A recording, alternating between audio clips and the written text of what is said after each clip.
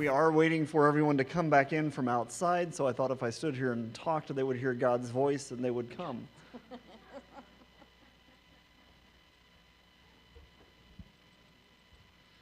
And lo and behold. There they are. Thank you, God. Very good, yes. She is good.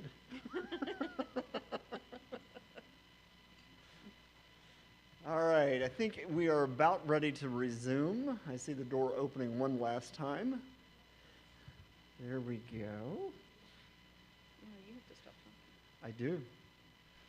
And you have to start. I have to start. Okay. All right. Our next topic is non-prescription and herbal medications. And I was just noticing that perhaps, Russell, you've been using some herbal medication. Ja, man. It helps me to live with those ever-living polytricksters, man. Well, hopefully your national position with interim hospice is not affected by your medication. That's why I'm moving to Colorado. Let me introduce Dr. DeWayne Davidson. He's an assistant professor at the University of Texas at Austin College of Pharmacy and the University of Texas Health Science Center in San Antonio in the Department of Family and Community Medicine.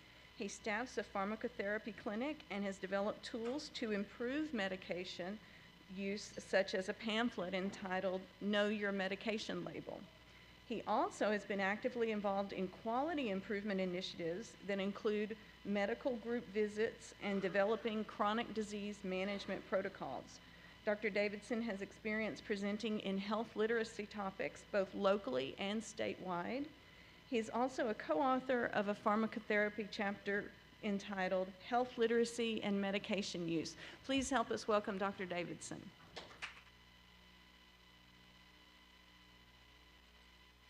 Great. Thank you very much for the introduction. You need these? I might. Okay.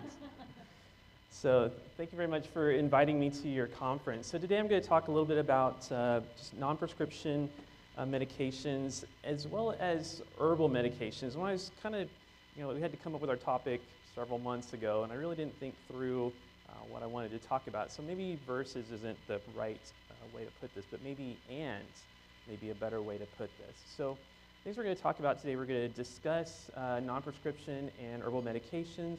We're going to discuss the regulation and usage statistics of these products. So this will be good for the lawyers in the group. We're also going to discuss the studied benefits of 3 herbal medications. We'll do also harms associated with these products. And then finally, we'll kind of wrap up with some reference tools that will be available to you online that you can get to if you want to look at some of these products. So starting off with some definitions. So how many people here, just raise your hand, how many people use over-the-counter medications? Probably everybody. So if you've ever used Tylenol, ibuprofen, Nexium is now over-the-counter, even shampoos, soaps, deodorants, stuff that has antibacterial properties, these are all over-the-counter type medications. They weren't all necessarily prescription medications. That's one route for the way a medication becomes a non-prescription or over-the-counter. It was a prescription at one time, but prior to this, and we'll go through a little bit of a timeline with the way over-the-counters have evolved. But some of these things were just always in the market, and they just kind of stayed there. And so when we talk about the different types, there's basically 2 different types of over-the-counter medications that we talk about. So one, I like to say in front of the counter, because it's not really over-the-counter, but it's in front of the counter. So these are the things that when you go into CVS, you just walk down the aisles and you're picking up things. There are some other medications that are actually behind the counter, but they don't require a doctor's prescription. There's mainly 3 groups here. So insulins, there's a couple different insulins. Insulin R as well as insulin NPH, those don't require a prescription. So they're also cheap. So if you have a patient that is on some of these other expensive ones and their insurance is running out and you need an alternative, for the physicians, these medications are $25 at Walmart, okay, so relatively cheap. If you get them someplace else, they're running like $99. So the other products, pseudoephedrine, ephedrine, those are now behind the counter. Those used to be in front of the counter because of methamphetamines usage and illicit drugs. those are now behind the counter, are controlled. So you can still go to the pharmacy, but there's a limit on how much you can get at one time, as well as how much you can get in the course of a month. And for some patients, that's kind of a problem. And also Plan B. So Plan B is kind of the hot topic right now. There's two ways here. So you see Plan B one step in the behind the counter, and you see, Plan B one step over the counter, and Plan B behind the counter. So Plan B was the original emergency contraceptive, and it's a two-step product. So you take one tablet and another tablet 12 hours later.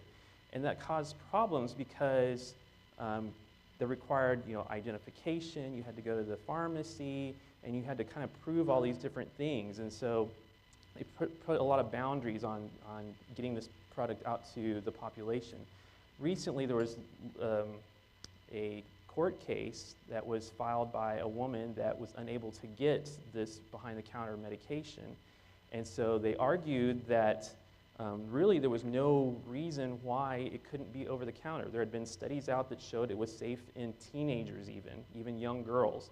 And so the FDA finally relented and said, okay, there's this new product that's the exact same drug, but it's a one-time drug. There's not two steps to it, making it a lot easier. And so that product is now in front of the counter. So lots of different things going on in the regulatory sphere. So non-prescription medications, they are regulated by the Food and Drug Administration as well as the Federal Trade Commission. So you're kind of wondering why the Federal Trade Commission. We'll get to that in just a little bit. But in terms of how a drug becomes over the counter, so some of them start as prescription, some of them are just directly go to over the counter. And so for these products, they file applications with the FDA. They have to show that they're both safe and effective. And if the FDA approves that, then they can go as over the counter.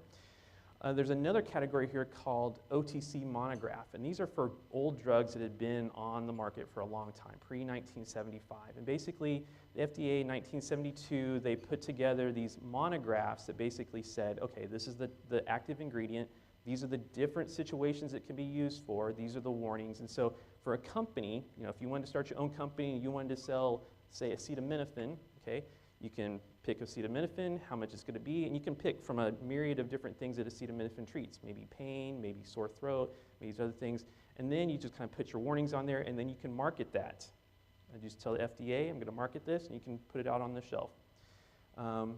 The main thing here that's opposed to the herbal medications, like I said, is that it is generally regarded as safe and effective, also known as GRADES. And also in addition, patients, according to the FDA, patients must be able to self-diagnose, self-treat, and self-manage. So that's the other key component to being a medication over the counter. Behind the counter prescription stuff, we assume that patients can't self-diagnose their hypertension, and so they need to be monitored and they need to be prescribed. Okay? When we get to herbal medications, this kind of changes a little bit. So I kind of lump everything. There's lots of different areas in regards to herbal medication. I'm going to use herbal medications and dietary supplements kind of interchangeably and CAM throughout my presentation. So I just want to kind of define CAM a little bit. So it's called complementary and alternative medicines. And these are actually two, they kind of sound like the same thing, but they're two different things. So complementary is basically a patient wants to use herbal medicines in addition to our traditional medicines. Whereas alternative, the patient doesn't want to use traditional medicines at all and only wants to use alternative medicines. So that's kind of the key sticking point there. But basically, herbals, natural supplements, vitamins all fall into these things. As well as for CAM, we have to look at things like massage therapy and prayer and yoga and chiropractic manipulations. Those kind of all fall under the CAM heading. Acupuncture, yes, thank you. So herbal medicines particularly, not necessarily the procedures, but herbal medications, they are also regulated by the FDA and the FTC. But there's no real approval path for these medications or these drugs or herbals. Basically, you just say to the FDA, I have this product, it's natural, it doesn't cause any problems, I found it to be safe. And that's all the manufacturers have to show, is that this is safe. And really, the definition of safe is very broad. I can get 5 people, give it to them, no problems, it's safe, okay? So they let the FDA know, and If the FDA doesn't balk at it, then they can start marketing it. And that's how we get all these different products on the market. When you go to a health food store or even HEB, you can walk up and down the aisles, and there's 2 or 3 aisles of all sorts of different supplements and herbals and whatnot. The main thing is that they can't be called drugs and they can't be called medications. They're basically a food. And that's how the FDA kind of looks at these. They're foods, so they're dietary supplements. And that's kind of how this kind of gray zone occurs. Like I said, and this is a little bit different. So when we had the over-the-counters, they had to be grays. These actually have to be just grass. Okay, they don't have to show any effectiveness.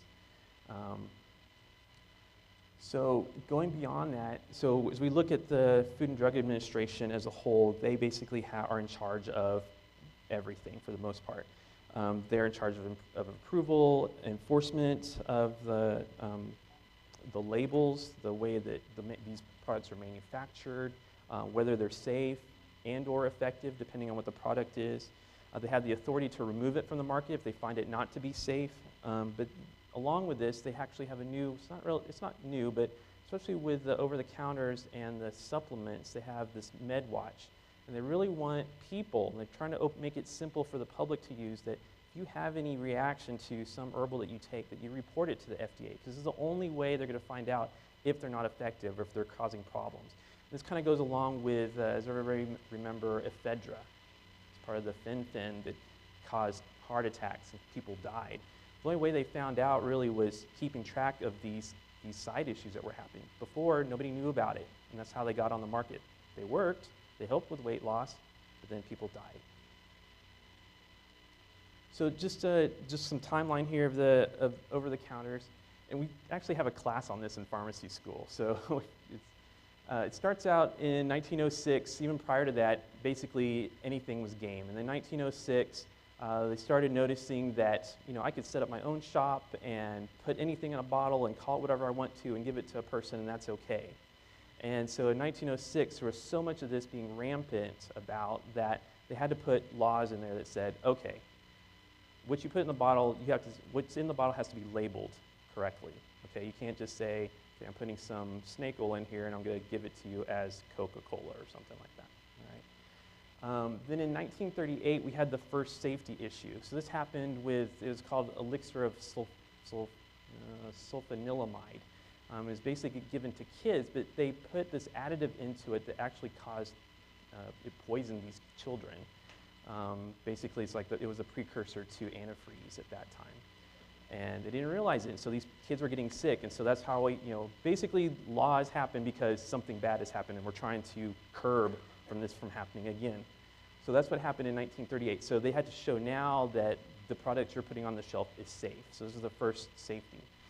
Then in 1951, we had the Durham-Humphrey Amendment. This kind of split everything was kind of not really prescription or over-the-counter, and it was, your doctor could prescribe this, and the pharmacist could give it to you, or it could be there and here and there. And so this finally set up a system where the drugs were either prescription only or over-the-counter. And so if they're prescription only, they have to be labeled in a particular way, and the doctor has to write a prescription for it, and that's the only way they can be dispensed. Then in 1962, the Kefauver-Harris Amendment came into place. This had to show effectiveness. And so this came about right after the thalidomide disaster. I don't know if you guys have heard about this. This happened in Europe. Thalidomide was given to pregnant women to help them sleep. And what they found out is that it caused birth defects.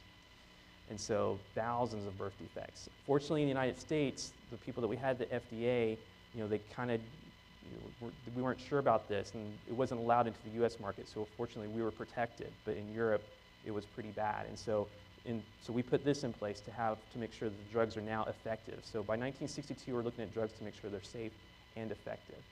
And then 1972, this is kind of the birth of the over-the-counter products, because now that they're over-the-counter, they've been on there for a long time, but we haven't really looked at them. What are all these different products that we have out there? So the FDA decided to, okay, let's take an inventory of everything that's out there. Let's see if it's safe. Let's make sure that it's following our monograph. And so the FDA went through approval processes to make sure these things were okay for patients to use. Then here in 1994, this is under the Clinton administration, they came up with the Dietary Supplement Health and Education Act. And this is really the birth of supplement regulation. So before here, basically, again, anything went, and now it prohibits any significant or unreasonable risk of injury. So now we're making sure that if the herbal is going to cause a problem, then the FDA has the authority to pull it off the market.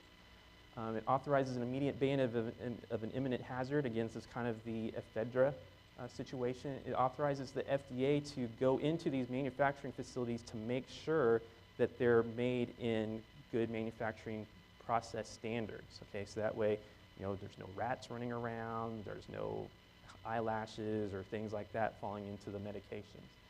And then this is kind of the leeway area, because this industry had their hand in making this legislation, like a lot of our legislation. Basically, they said, all we need to do is just let the FDA know that it's safe. As long as they don't have a problem within 75 days, then we can put it on the market. And so with that, because that's set up like that way, then the burden of proof is with the FDA to prove that that medication is not safe.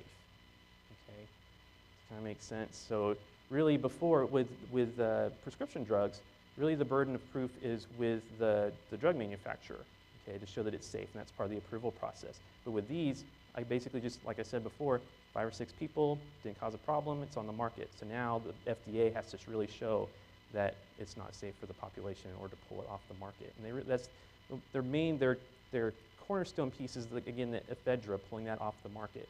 And that's why they also want you to use MedWatch. So if your patient or loved one or somebody has a problem with an over-the-counter medication, to let the FDA know. This is the only way that they're going to be able to do this. And it has to go through the courts. It can't just be FDA saying, okay, drug manufacturer, I don't like your drug, take it off. They actually have to go through litigation, okay, which makes it difficult.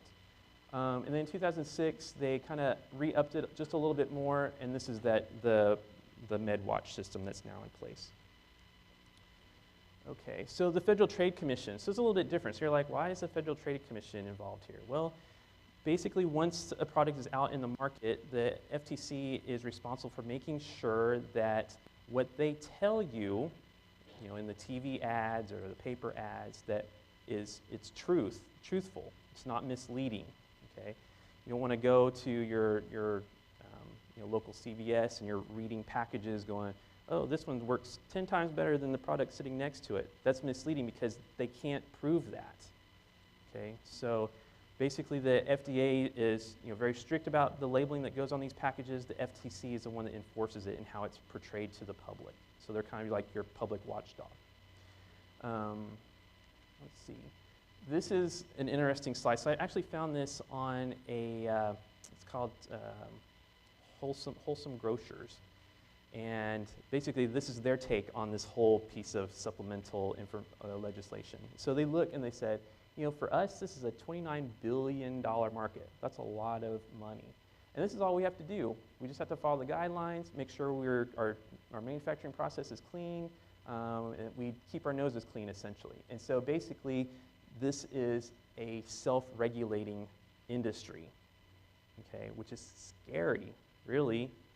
So, if I did it, and I'm an unscrupulous person, I could. And you see this out in the CVS's now, or even out if you go to a flea market or wherever. You see these products out there, and they're dangerous. So basically, they leave it up to the FDA and the FTC to kind of go after the bad guys. So the ones that are marketing on the internet. You see, sexual enhancement aids; those are not approved. You see businesses that are maybe foreign countries that aren't really regulated and can be making manufactured products in an unclean and healthy way. So FDA and FTC are actually going after those guys. We have one other organization. It's not really a regulatory agency. This is called the United States Pharmacopeal Convention, and they've been in existence since 1820. Basically, they're the scientists that keep track of making sure that if a manufacturer designs a drug, that any subsequent manufacturers after it make it in the same way and that it meets the same standards. So if I get, say, acetaminophen from one drug manufacturer, it should be the same as I get it from the next one and the next one, because they all meet the same standards of purity, identity, strength, and this includes foods, medicines, as well as dietary supplements. And they are enforceable, so the FDA actually uses their information to enforce that they meet these standards. They have, for the public, a verification. So if you do want to go purchase a herbal supplement or a vitamin, they have two processes. So for the manufacturers, they have USP Verified products. This is to make sure that the ingredients that are going to these products are pure and that they state exactly what they are. So that's for the manufacturing side. For the public side, we have what is called Dietary Supplement USP Verified. This is a voluntary process, but if these companies volunteer with the USP will go to their manufacturing sites and they will go through everything, making sure that the drug on the label is exactly what's in the bottle, that it dissolves correctly like it's supposed to, and it meets all the requirements. And so you can be assured as the public that this drug is good and safe. And so there's a few companies out there that actually have this symbol, and you'll know on the bottle it'll actually have this symbol, USP Verified, if they're registered and if they've been approved. Two of the major ones that I'm aware of are Nature Made. You can get this at Walgreens, CVS, and then Kirkland. Kirkland you can get at Costco. Okay. So let's talk a little bit about some statistics regarding complementary and alternative medicine. So this was a study done by the National Health Interview Survey in 2002, done by the CDC, and they kind of just did a survey and asked how many patients are using complementary alternative medicine. And what they found then was that in the past year, a little bit more than 60% were actually using some sort of alternative medicine, and that's a lot of people. So even, by the show of your hands, you said almost all of you are using over-the-counter medications, and I would probably venture that even some of you are using, vitamins and supplements and herbals too. And so again, like when we talk about complementary alternative medicine, this covers a lot of different things. But the largest group is the natural products and medicines. 18% of patients were using medications or herbal supplements specifically to treat a problem or an issue. They redid this study in 2007, and there really wasn't any difference. It still remained around 18%. So if I was to profile a CAM user based on this data, the CAM user would most likely be female. They would be in the demographic of 30 to 69. They're most likely going to be white. They're going to have an education, and they're not going to be poor. Okay? And they probably live in the western U.S., probably like Oregon or California. Right? Other associations that they found with using in this is that if you're a former smoker, you may be using alternative medicines. If you're hospitalized in the past year, that kind of spurs people to, I need to try to do something different, so I'm going to eat healthier, and I'm going to take my vitamins and those sorts of things. If you have more disease states, you're kind of looking at alternatives for your drugs that you're using, as well as prohibitive healthcare costs. As it becomes more expensive for you, you're more likely to turn to complementary and alternative medicine. So in 2002, basically the top 10 natural products at this time was echinacea. Everybody kind of remember this.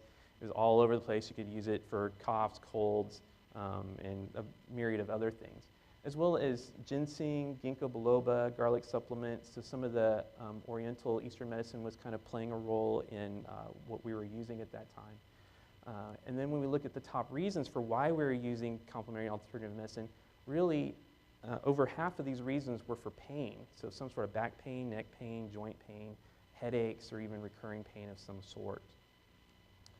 So why did we use CAM in 2002? 54% of patients used it because they thought that using CAM therapy plus conventional therapy may help. So they decided to try it out. Another 50% thought, why not? I'll just give it a try. The Tai Chi is good right now, or yoga is the fad right now, or acupuncture is the fad right now. So I have some money, so I'll go try it. For 27%, what they were getting from their doctor really wasn't working. And so they were searching out other ways to help out their problem, whether it was pain or something else. And then on the flip side, so doctors, 26% of doctors were actually advising patients to use complementary and alternative medicine. Okay? And then for 13%, stuff was just too expensive. So I don't have insurance, these medications are too much, so I'm going to try something different.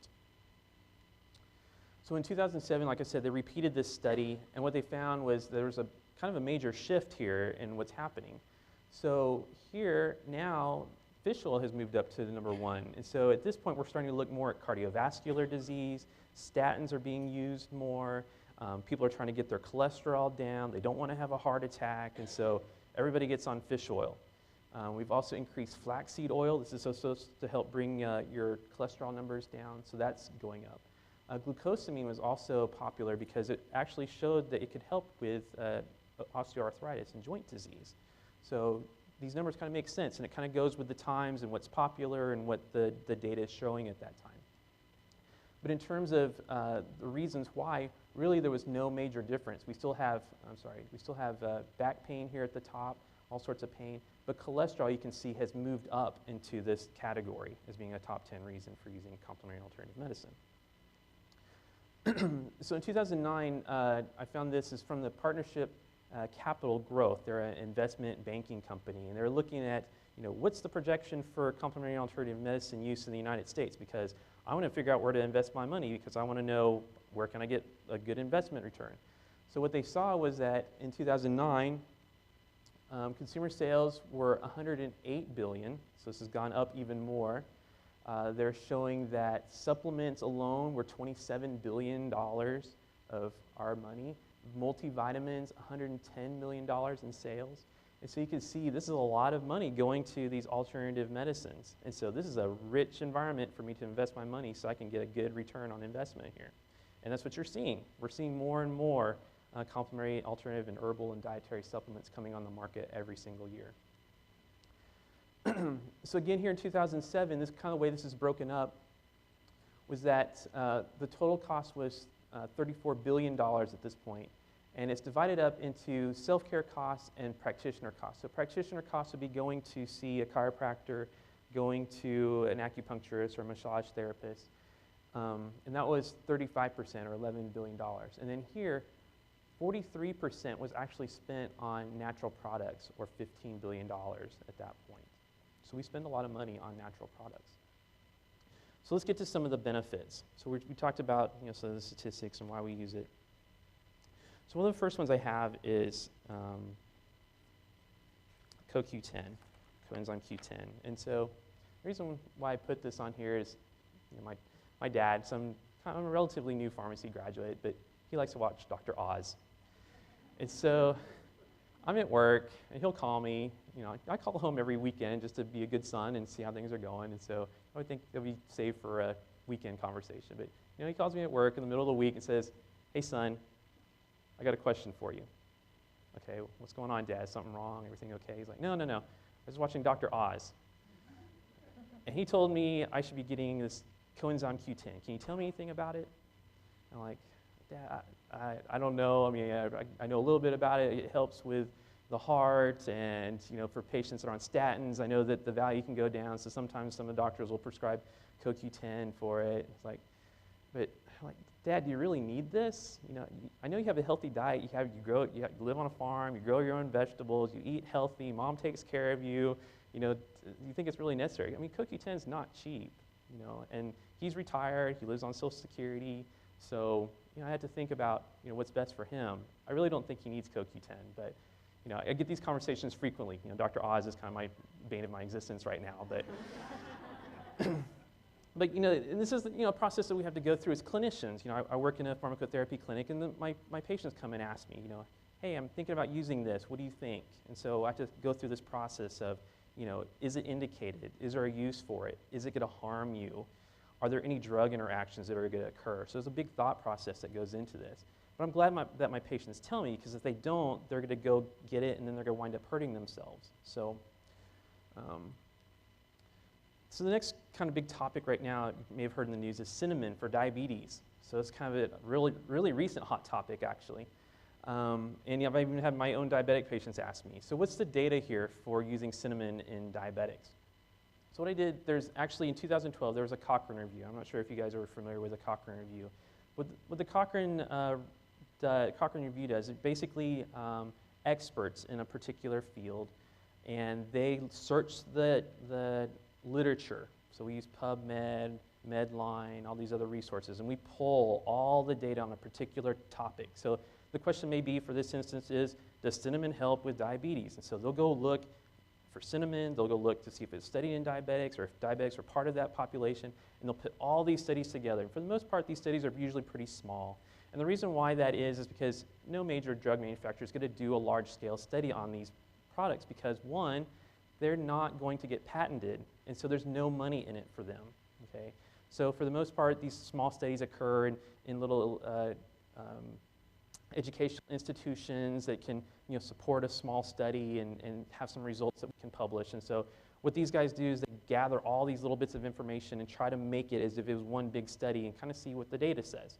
And so that's what they did. So they found 10 randomized controlled trials. Randomized controlled trials are the best trials that we can have. You do them, you have a population that you give the product in, and then you have a population that is just placebo. And you see what happens. You see what the outcome is. And so they found 10 of those, and that included 577 diabetics who are both type 1 and type 2.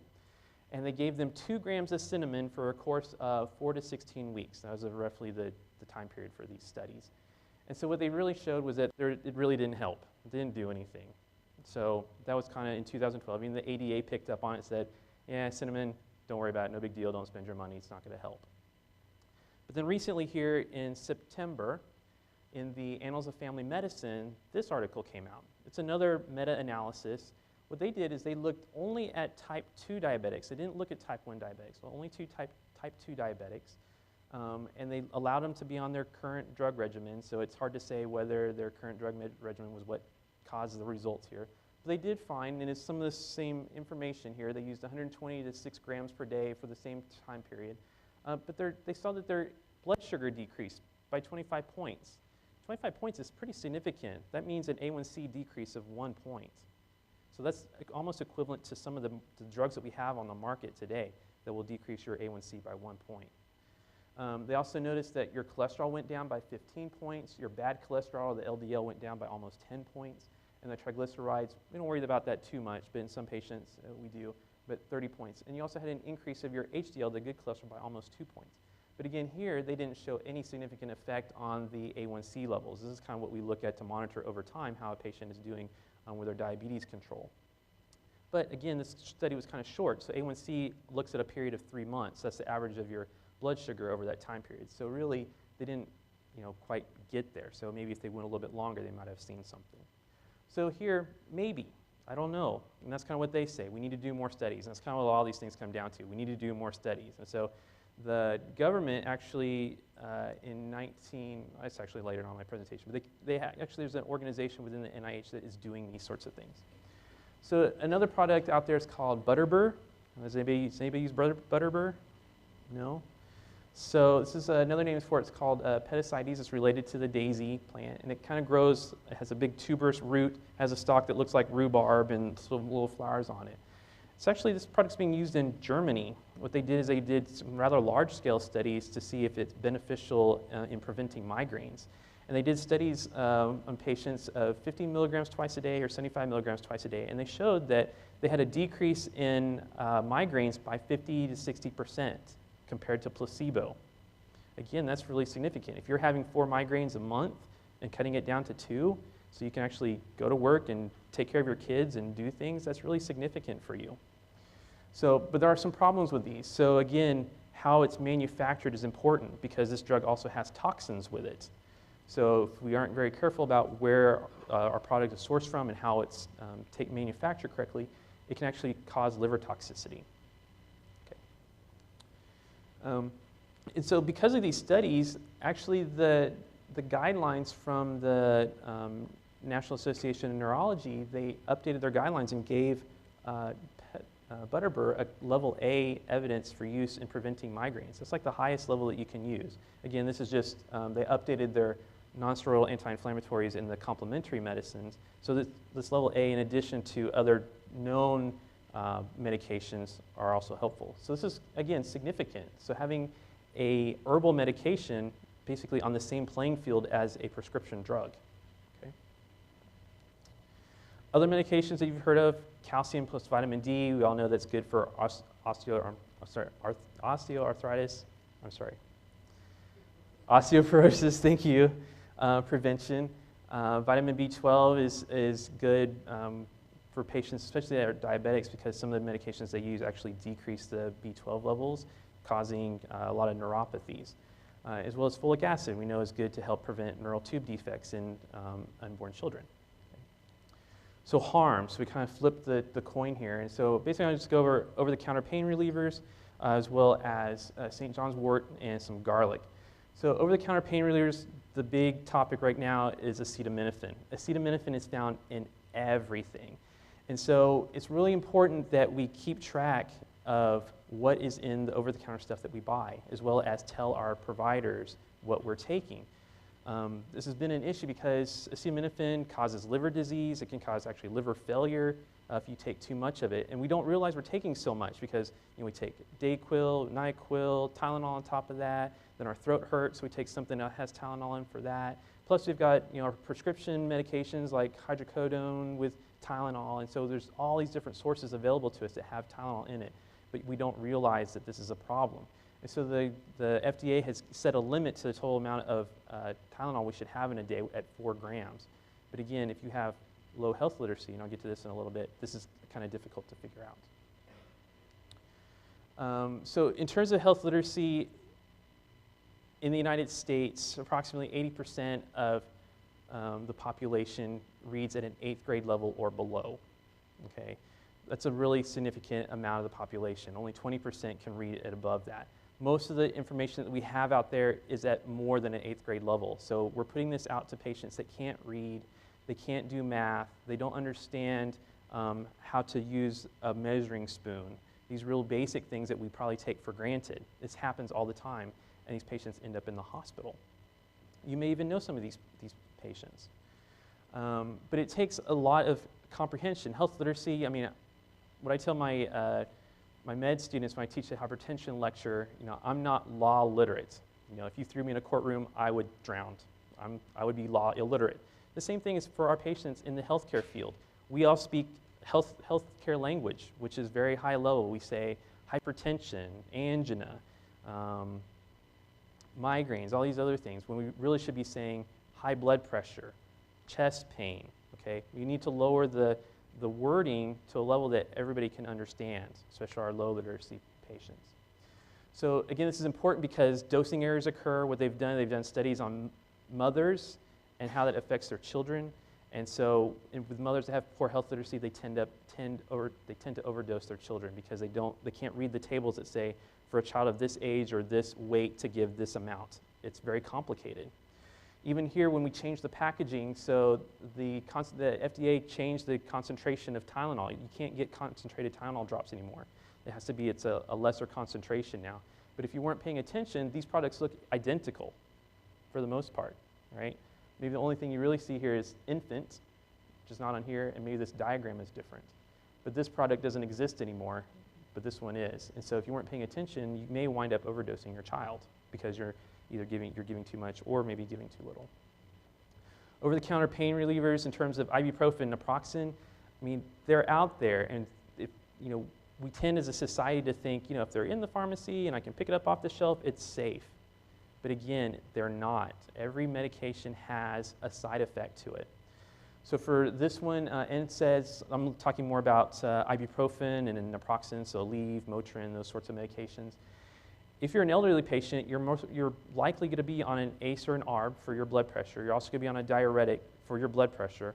Once you add an NSAID to this, it's basically a triple whammy for you, and you give that patient acute kidney injury, and they wind up going to the hospital. This happens a lot.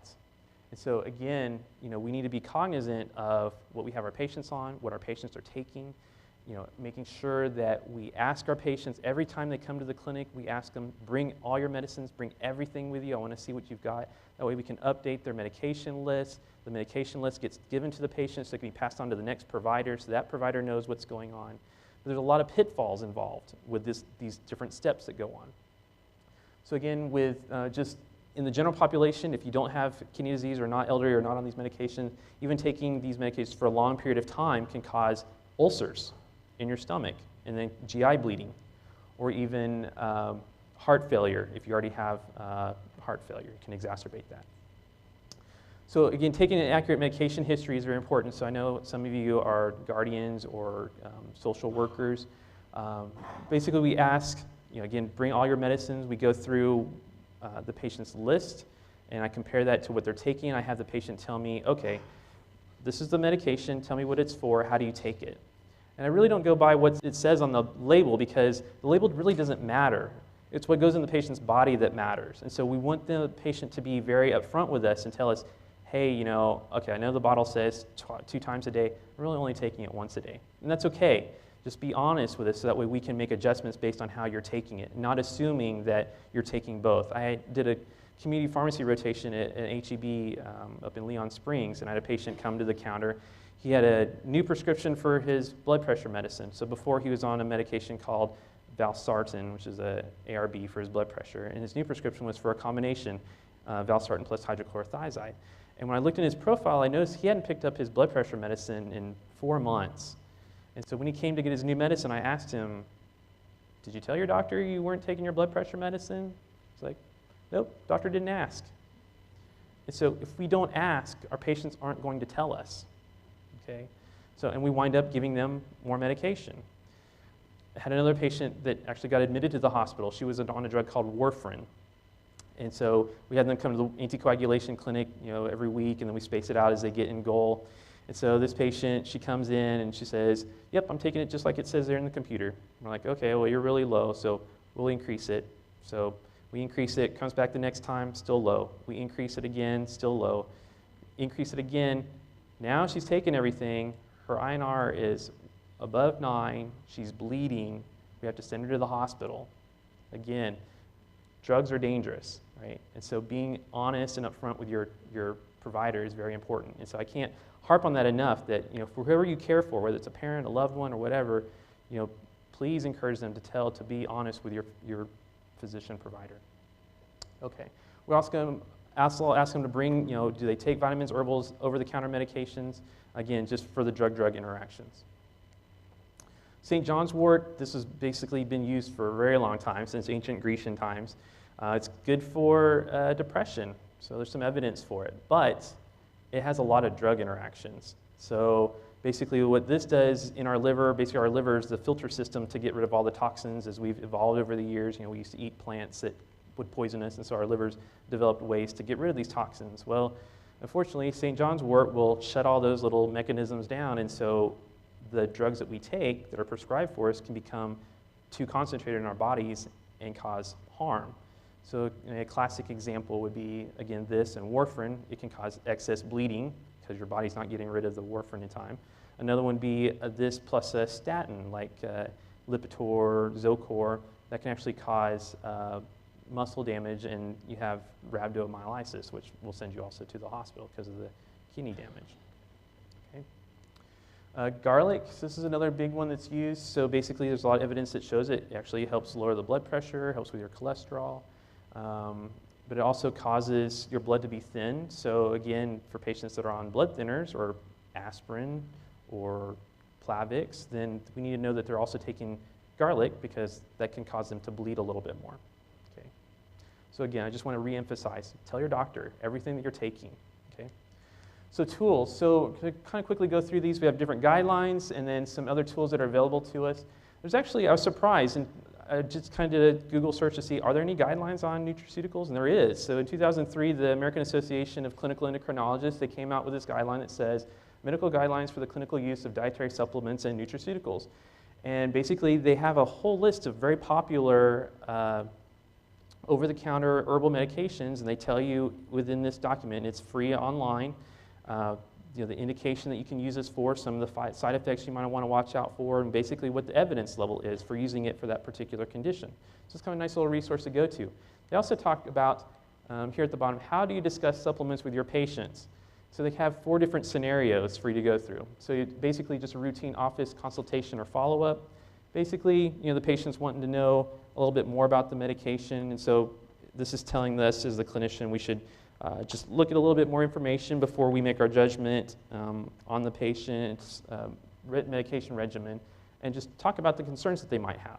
Okay, so maybe nothing wrong with it if you're a physician that doesn't mind a patient taking herbals. Then you have the second opinion. Maybe doesn't have a good use, and so the patient's coming to me again, like the cinnamon. Well, you know, I don't know. Let me look up the data for you, and we can talk about it. So again, having a conversation is really important. And then what about the time that you just happen to find out that they're taking St. John's wort or something like that? How do you handle that? And again, it's just being upfront with the patient, non-confrontational, acknowledge that they're taking it, find out what they're taking it for, and go from there. And then you have the last scenario, you have the belligerent patient. I'm taking this, and you're not going to tell me that I'm not going to take it anymore, and I'm going to do this. And so what do? Again, just reemphasizing what the data is out there, letting the patient know that there may be a benefit or not, and basically let the patient make the decision for themselves. You give them all the information you can do as a provider, and let the patient take it from there. So. This is the agency that was created by Congress in 1998. It's called the National Center for Complementary and Alternative Medicine. It's within the NIH, and basically their role is to do these little studies and to fund studies that can look at herbal medications and how they affect patients and stuff like that. And then hopefully bring all the information together and have a centralized source for their studies. And they actually do. This is online, again, free. You can go look at any particular disease state or particular drug and see what is the evidence out there for it. Medline Plus is another good resource. They actually pulled data from that source, as well as the National Cancer Institute, the Natural Medicine's Comprehensive Database, which we'll talk about in just a little bit, as well as a couple other ones. This is actually a really nice one. It goes through the evidence, and it's kind of the same setup. It's written in a language, though, that's more for the public to use, kind of in a simpler fashion. Natural Medicine's Comprehensive Database. These are two major databases that are kind of like, for pharmacists, are our major go-tos for herbal medications, and this is one of them. And if you don't have a subscription, it can be kind of expensive for a professional, $300 a year, but for the public, it's $50 a year, so a little bit cheaper. And as you go through this, you have effectiveness checkers, you have drug interaction checkers, you can do a search. I did a condition search, so I just did one for migraines, and it told me that caffeine's probably effective, butterverb possibly effective, as well as COA-Q10 we talked about, and maybe even feverfew and a bunch of other ones. And it tells you what the data is and how to dose it and stuff like that. So it's a good resource because really there's no other place to go for this information. Bilberry is another one. You can see what people are using it for. It'll tell you if there's any products out there that are USP verified, like we talked about previously, as well as any safety issues that you need to think about, effectiveness, and how it works in the body, as well as a bunch of other information. It's a really good resource if you can get to it. Some of these other major resources I talked about, like the Medline Plus, will pull from this place too, so you'll probably get some cross over from each. The drug interaction checker is really nice. You can actually put brand drugs, prescription drugs, as well as over-the-counter herbal medications, and it'll tell you, major, don't take this combination, and it'll give you a rationale why. It's going to cause some problems. Natural Standard is another one. This one is available through the Health Science Center if you have library privileges. It works very similarly. They have charts and tables. You can look to see, again, you can look up by diagnosis, so migraine headaches, and this one they gave strong evidence to feverfew, and then good to butterbur and on down. And they also have a drug interaction checker. It's very similar, a little bit more comprehensive. It goes into more detail why these might be problems, as well as class effects. And then for a particular drug, you can see what the evidence is. If you just want to see, okay, the patient's taken, again, cinnamon, then I can go down the list and see diabetes. Well, maybe not. Maybe it's just C-level evidence. So A would be the best, and F would be the worst. Okay.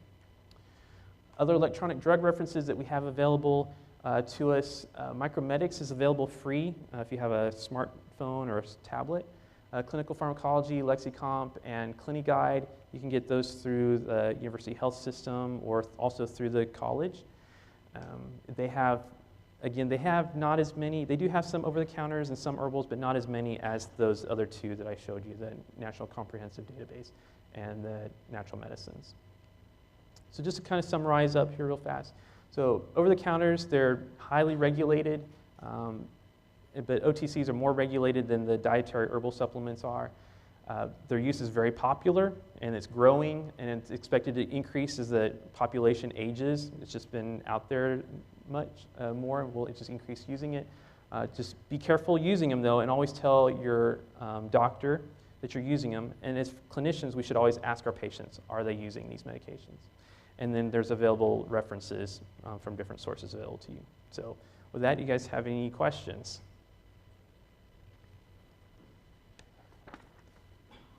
Friend that's got high blood pressure, and they're using,